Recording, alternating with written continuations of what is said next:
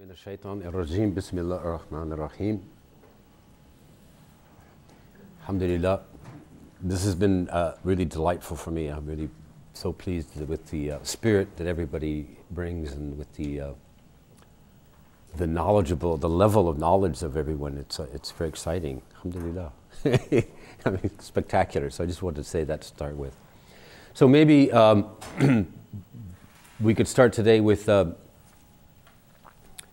maybe any questions. I don't want to spend a long time on questions, so maybe quick questions, but some quick discussion, or maybe clarification of anything that we went through yesterday. Is there anything that we...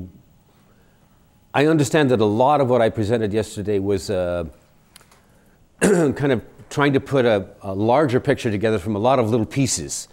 And so for some of you, it may have seemed fragmented. Sometimes when I lecture, actually I've given lectures in the past where I've informed people before I begin the lecture that they should, if they expect something linear in terms of progression in the lecture, they should just maybe give up right now. And that that I'm a poet, and this will be a poetic lecture, and I'll give a statement here, and a statement here, and a statement there, and a statement here, and a statement there. And if you find a relation from them, it might move something within you. I mean, after all, Quran is somewhat like that in itself. So there's a power to that kind of expression, I believe, of information and of knowledge. And there's a quality of that corresponds to the way Allah has designed the creation. Basically, that's what happens with us in our day. That's why I say everybody is a poet in essence, because everybody experiences the events of their life in a day, and they either see correspondences or they don't.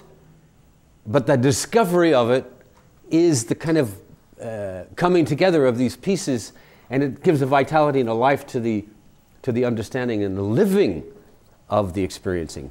Does that make sense? So anyway, based on that, the little pieces in the fragmented aspect that of some of the stuff I presented yesterday, I'm trying to fill in a general sense of some particular concepts, ideas, and principles. So based on that, are there any questions about things that were not made clear yesterday? And I want to reiterate some of the stuff I put on the board today. I want to reiterate some concepts about observing and experiencing the world elementally, in an elemental way, being connected elementally to the creation. So, questions first of all. Yeah. Could you share more with us about how you actually learned?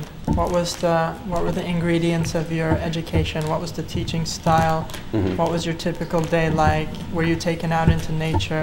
Mm-hmm. And what did you learn about the classic way of teaching in the student-teacher relationship, mm-hmm. as opposed to the university? Well, like I said, I've had fortunate. The question was, what kind of style did I learn? You know, it's been different in different places, and I really have to say I've had many teachers. Maybe you can share. I'd like to hear about your teacher in Pakistan. Pakistan. Well, yeah. Like I said, the teacher in Pakistan was something. I went to Pakistan hoping to find a traditional model that was informed with what I would consider real wisdom. That wisdom that corresponded with the kind of wisdom I was finding in Islam and in Sufism. Something that was really very deep. And I wanted to find a medicine that sort of seemed to be connected to that tradition. And I was extremely disappointed when I could not find it. And when I found that most of the Hakims are what they call in Pakistan Neem Hakims, half Hakims, or people who really are in it for the either the sense of power or position of power, or for the money, or I even met people who were taking antibiotics and putting them in traditional medicines and giving them to their clients. So I was pretty disappointed, and it was pretty ruthless on some level. But by Allah's generosity, I was able to find a teacher that I felt was genuine. So, in that case, what I mentioned yesterday is that he really devoted as much time as I wanted to sitting with him all day, every day. And sometimes we'd go, one day we went, as I said, almost 10 hours through the day when Karachi was flooded. But So the relationship with him was pretty straightforward. I'd sit down with him every day.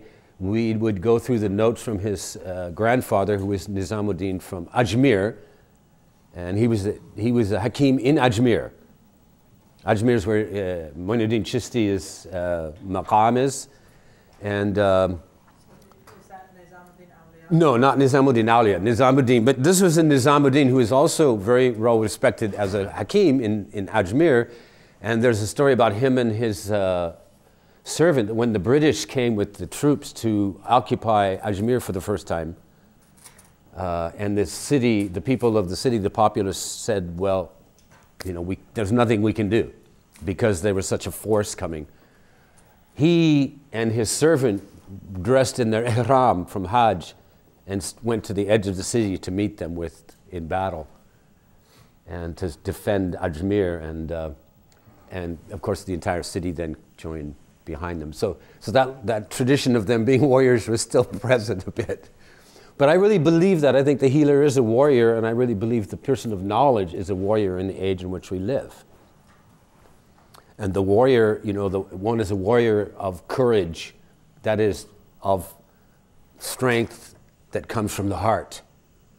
So that's the kind of warrior one has to be in the age in which we live, because that's the only thing that can cut through this enormous tangle and enormous mess that we find ourselves in nowadays. It's the only thing that has the clarity.